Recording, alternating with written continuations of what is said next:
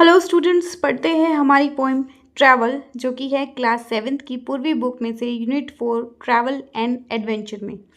Travel आप सबको पता है क्या होता है। ट्रैवल का मतलब होता है यात्रा करना। कहीं की भी आप यात्रा करते हैं, कहीं पर भी आप जाते हैं, ट्रैवलिंग करते हैं, उससे बेस्ड है ये पोएम। तो ये पोएम जो है वो हमारी लिखी है एडना सेंट विंसेंट मिले ने, और इस पोएम में वो बताती हैं कि कैसे जो पोइम है वो एक्सप्रेस कर रही है एक डीप लॉन्गिंग, किसकी, ट्रैवल और एडवेंचर्स की।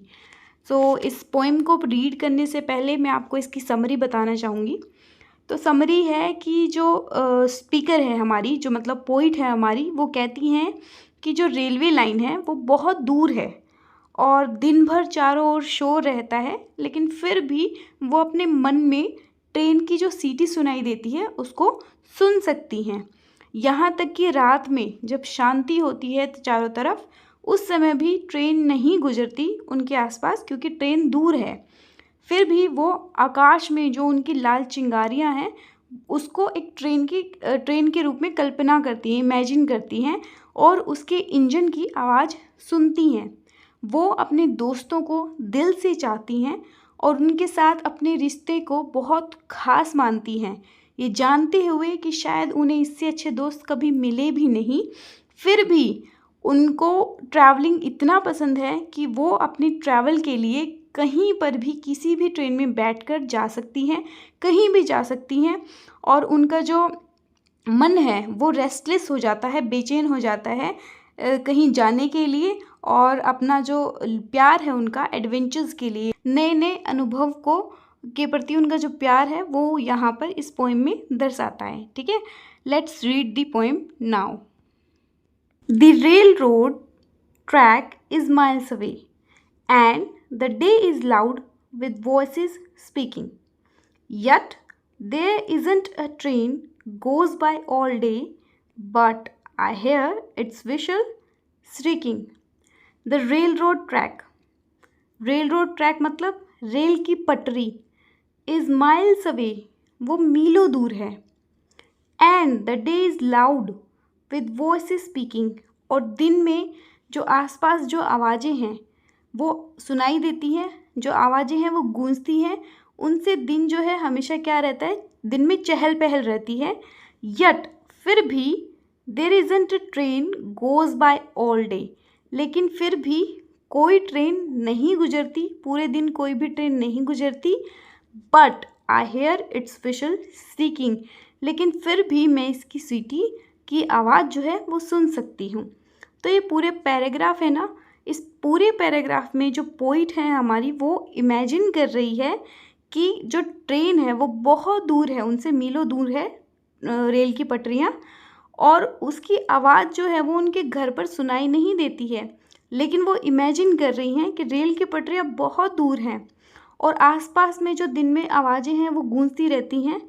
फिर भी कोई भी ट्रेन नहीं गुजरी उनके पास से, लेकिन फिर भी उनको अपने मन में जो है उसकी सीटी, इंजन की सीटी जो है वो सुनाई देती है। ठीक है, वो मन में अपनी कल्पना कर रही हैं इस चीज़ को। All night there isn't a train goes by, सारी रात, ऑल नाइट सारी रात कोई भी ट्रेन नहीं गुजरती। दो the night is still for sleep and dreaming, हालांकि रात अभी भी सोने के लिए और ड्रीमिंग, सपने लेने के लिए है। But I see its cinders red on the sky and hear its engine steaming, लेकिन फिर भी आई सी, मैंने देखा, मैं देखती हूँ आसमान में, ऑन द स्काई आसमान में, सिंडर रेड, अंगार जो होती है ना उसको सिंडर कहते हैं।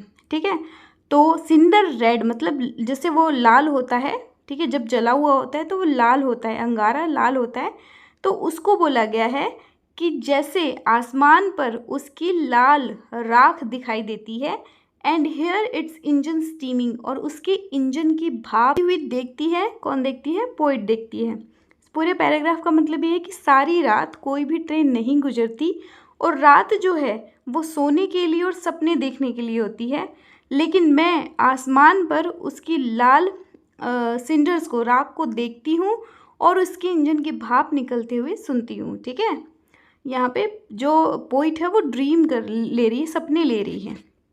My heart is warm with the friends I make. मेरे दिल में अपने दोस्तों के लिए क्या है, वार्मथ है। वार्मथ मतलब गर्मजोशी कह सकते हैं आप, मतलब प्यार है अपने दोस्तों के प्रति। दैट आई मेक, जो मैंने बनाए हैं, मैंने जो अपने दोस्त बनाए हैं उनके लिए मेरे मन में उनके प्रति प्यार है। And better friends I will not be knowing, और उनसे बेहतर दोस्त को मैं नहीं जानती हूँ। मतलब जो मेरे दोस्त हैं वो बहुत अच्छे दोस्त हैं और मुझे नहीं लगता कि उनसे अच्छे दोस्त मुझे कभी मिल पाएंगे या मैं उनको कभी जान पाऊँगी। Yet there isn't a train I wouldn't take. फिर भी ऐसी कोई ट्रेन नहीं है जो मैं नहीं लेना चाहूँगी। मतलब जो कवि है, हमारी जो पोइट है, वो ये कह रही है कि मुझे अगर आप किसी भी ट्रेन में बिठाओगे तो मैं बैठ जाऊँगी, और कहीं भी वो जाती हो मुझे कोई मतलब नहीं है। लेकिन मैं क्या करना चाहती हूँ, मैं यात्रा करना चाहती हूँ, ट्रैवल करना चाहती हूँ, उसमें बैठना चाहती हूँ। No matter where it's going, Yet there isn't a train I wouldn't take no matter where it is going.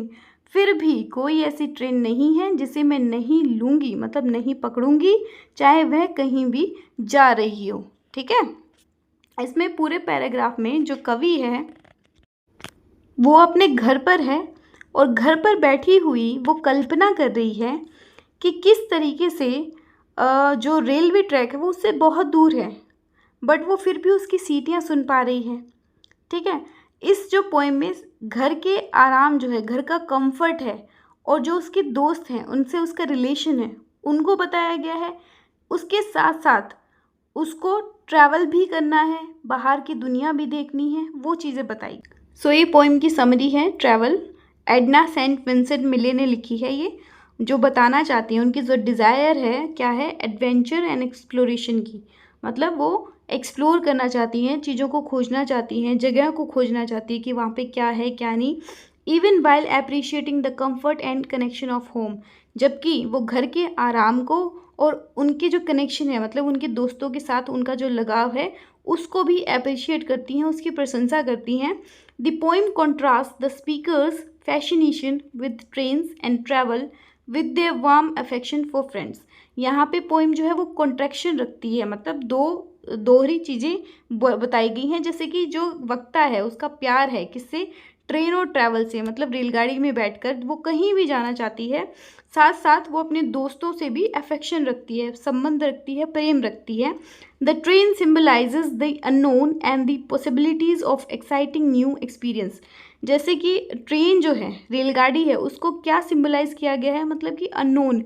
जैसे रेलगाड़ी होती है उसमें हम बैठते हैं तो जो आसपास के लोग होते हैं, आसपास की जो जगह होती हैं जो हम नहीं जानते, ठीक है, उनसे हम अननोन होती हैं, वो हमारे लिए अनजान होती हैं, लेकिन उनको जानना होता है, हमें उनको समझना होता है। तो वैसे ही जो पोइट है वो जानना चाहती है कि वो अननोन जो भी जगह हैं, अननोन जो भी लोग हैं, उनसे वो कैसे जान पहचान कर सकती है। Possibilities of exciting new experience, और उसके जो नए नए अनुभव हैं, जैसे वो नई जगह पे जाएगी, नई चीज़ें एक्सप्लोर करेगी, तो उसके न्यू एक्सपीरियंसेस बनेंगे, तो उनको वो जानना चाहती है। While the friends represent the comfort and security of the speakers current life.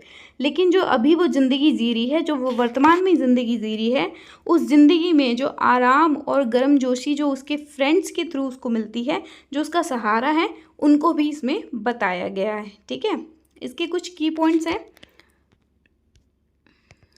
जैसे है कॉन्ट्रास्टिंग डिज़ायर, मतलब दोहरी विपरीत इच्छाएं हैं। इसमें दो इच्छाएं हैं। पहली क्या है, the poet highlights the speaker's dual desire to stay and to travel. पहली उसकी है कि वो रहना चाहती है, अपने दोस्तों के साथ भी रहना चाहती है, और दूसरी है कि वो ट्रैवल, यात्रा करना चाहती है, नए लोगों से मिलना चाहती है, नए अनुभव लेना चाहती है, नई जगह जाना चाहती है।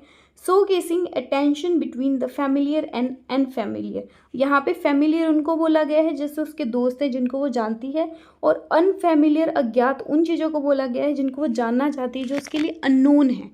ठीक है, नेक्स्ट है the train as a symbol. जो रेलगाड़ी है उसको प्रतीक माना गया है। किसका प्रतीक माना गया है, the train represent the potential for adventure and the unknown. जो ट्रेन है वो रेलगाड़ी साहसिकता और अज्ञात दोनों की संभावना का प्रतिनिधित्व करती हैं। Drawing the speakers imagination and enthusiasm, जो उनकी कल्पना है, इमेजिनेशन मतलब कल्पना, और इंथुजियाज्म मतलब उत्साह, उसको दिखाती हैं कि उसकी कल्पना ये है कि मतलब वो नई जगह जाना चाहती है, नए लोगों से मिलना चाहती है, नई जगह को खोज करना चाहती है। और उसका सिंबल किसको बनाया गया, उसका प्रतीक किसको बनाया गया है, ट्रेन को, जो उसको उन जगहों पर लेकर जाएगी। ठीक है। द वार्मथ ऑफ फ्रेंडशिप, अब उसकी दोस्ती है, उन दोस्ती का जो गहरा रिश्ता है, लगाव है, उसको दर्शाया गया है। The speakers acknowledge the value of their connections and the comfort they provide, दो उनके जो कनेक्शन है, मतलब उनके जो संबंध है अपने दोस्तों के साथ में, वो, और demonstrating a balance between curiosity and belonging, तो वो क्यूरियोसिटी जो जिज्ञासा है और बिलोंगिंग जो अपनेपन है, उन दोनों के बीच का संतुलन जो है वो दर्शाती है warmth of friendship. Next key point है इमेजरी एंड साउंड। इसमें क्या बोला गया है कि poem uses vivid imagery and sound devices to create a sense of excitement and anticipation surrounding the idea of travel. अब उन्होंने बोला था कि सिंडर रेड मतलब जो उसका इंजन है, ठीक है, उसके इंजन से चिंगारियाँ निकलती हुई देखना चाहती हैं और उसकी विसल को सुनना चाहती हैं। तो उनकी जो कल्पना है वो बहुत ही मतलब अलग तरीके से दिखाई गई है कि उनकी उत्साह है वो कैसे उसके इर्द गिर्द, यात्रा के विचार के इर्द गिर्द जो है घूमता है, तो वो इसमें बताया गया है उनकी कल्पना को। Travel explores the human longing for adventure and the allure of unknown. Allure मतलब होता है लालसा, इच्छा किसी चीज़ की। तो जो यात्रा है, जो ट्रैवल है, मतलब जो यात्रा है, वो ये दिखा रहा है कि जो इंसान की लालसा है किसको जानने की, अननोन, अज्ञात को जानने की, और उसके प्रति अट्रैक्शन, आकर्षण की खोज को ये दर्शाता है। While also recognize the important connection of belongings, उसके साथ साथ उसके जो इम्पॉर्टेंट मतलब बहुत ही ज़रूरी आवश्यक कनेक्शन है अपने दोस्तों के साथ, और अपनेपन के महत्व को भी ये बताती है। The poem uses the train as powerful symbol of this duality. अब कविता में ट्रेन को एक बहुत ही शक्तिशाली, एक बहुत ही पावरफुल प्रतीक के रूप में उपयोग किया गया है। Showcasing the speaker's desire to explore the world, वो ये दिखाता है कि हमें जो स्पीकर है, मतलब जो वक्ता है, जो पोइट है, उसकी डिज़ायर, उसकी इच्छा है कि वो दुनिया को एक्सप्लोर करे, दुनिया की खोज करे, while appreciating the comfort and warmth of their present life. जो उनकी प्रेजेंट लाइफ है, मतलब उनके दोस्तों के साथ में जो उनके वर्तमान जीवन के आराम है, और उसकी वार्मथ है, मतलब गर्माहट है या गर्मजोशी है, उसकी भी सराहना ये पोइम जो है वो करती है। ठीक है। आई होप आपको ये अच्छे से समझ में आई होगी। स्टिल कोई डाउट है तो आप मुझे कमेंट सेक्शन में ज़रूर बताएं।